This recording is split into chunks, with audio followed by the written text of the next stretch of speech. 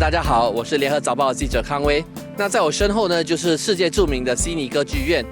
那我们这次呢，是在新加坡和澳大利亚的疫苗接种者旅游走廊计划下，来到悉尼和墨尔本。新加坡跟澳大利亚都采取了与冠病共存的政策。随着澳大利亚大多数城市的接种率都达到超过90%，他们的防疫措施其实都逐渐的放宽。我是玉萍，我们在墨尔本已经待了6年。所以我平时是做这个普通话口译员。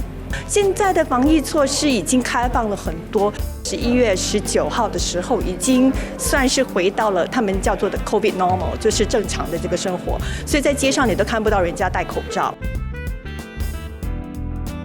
Like Singapore, we will need to, most places, if not all places where you go, you will need to check in. So shopping centers, restaurants, whatnot, you will need to check in. Although I have to say that it's very different here, where in Singapore you have security guards stationed at the entrances of shopping centres to ensure you check in. But here it's not the case. It's a lot more of an honour system. They expect you to do it. I have personally seen quite a lot of people do it, but a small handful probably forget. Non-vaccinated people are not allowed to dine in, and it's on the restaurants to ensure that these people check in, and when you check in, similar to Singapore's Trace Together, there will be an indicator to see if you are fully vaccinated or not.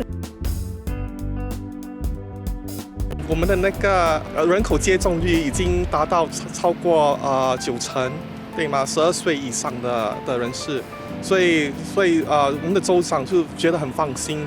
所以你看，我们在户外都不戴口罩，就在室内跟坐捷运、公车就要佩戴口罩。Yes, masks are important, but I think as long as the vaccination rates are fairly high, I think if you're outdoors, it should be fine without a mask.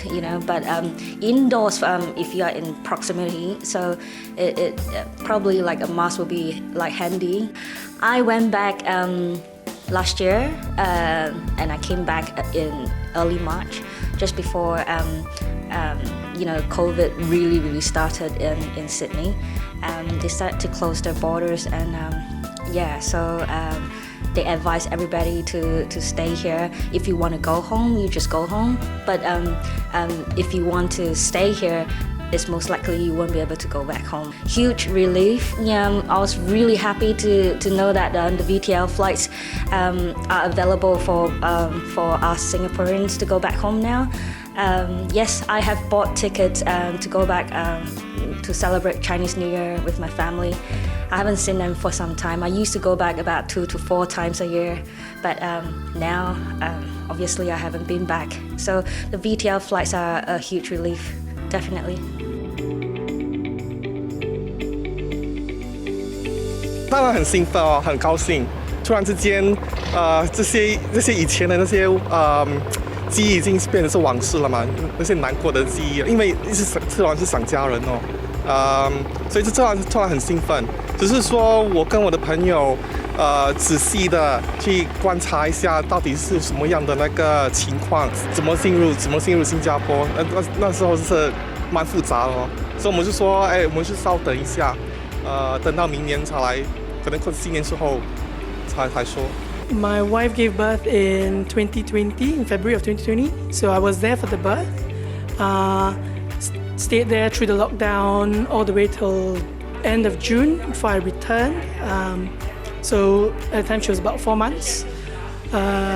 She's almost 2, so I think I can't wait to get back to my family, and planning for a trip in February for Chinese New Year, and my daughter's birthday as well. So that'll be something to plan for.